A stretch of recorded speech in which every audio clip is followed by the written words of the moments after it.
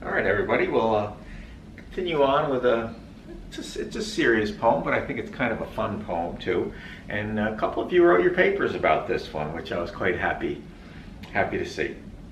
And this is Frank O'Hara's "Why I Am Not a Painter."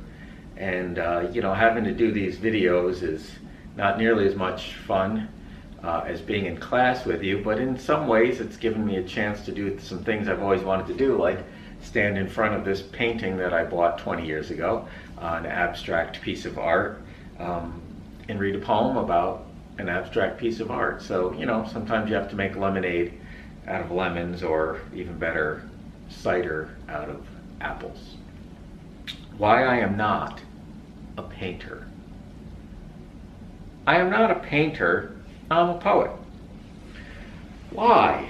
I think I would rather be a painter, but I'm not.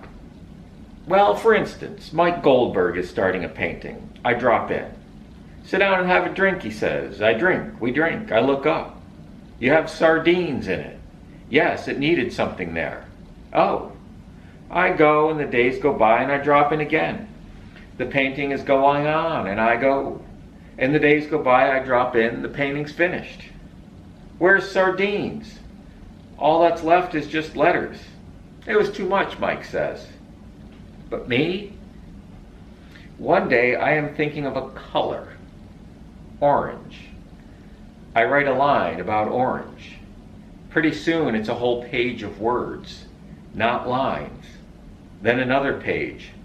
There should be so much more, not of orange, of words, of how terrible orange is and life.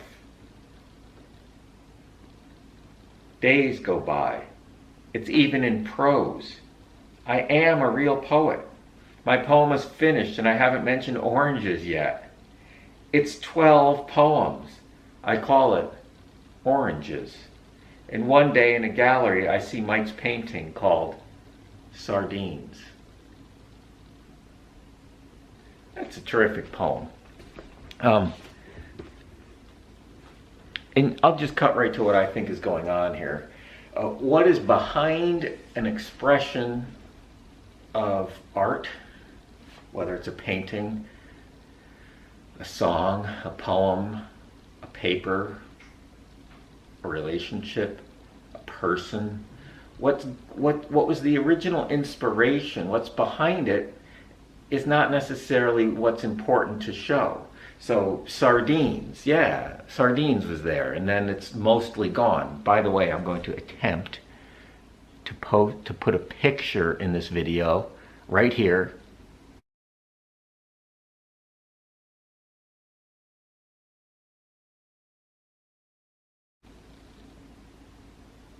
of the painting that this poem is about, and I hope that went well. But we're talking about abstract art that is non-representational. There's nothing in this painting that you can pick out as a figure, right? It's colors, it's sort of shapes. And of course, a lot of people hate this kind of art because what is it? And that's, don't hate on it for that. Hate on it if you don't like it. But lots of things we listen to, that, especially what we listen to, music has no words, right? My favorite music has no words. I don't listen to a lot of words either, and when I listen to songs, it's melody. Like this is melody. So, let it go. Don't hate on abstract art, if just because there's nothing there to see. So anyway, but there is something there. There's something inside the artist. There's something inside the poet.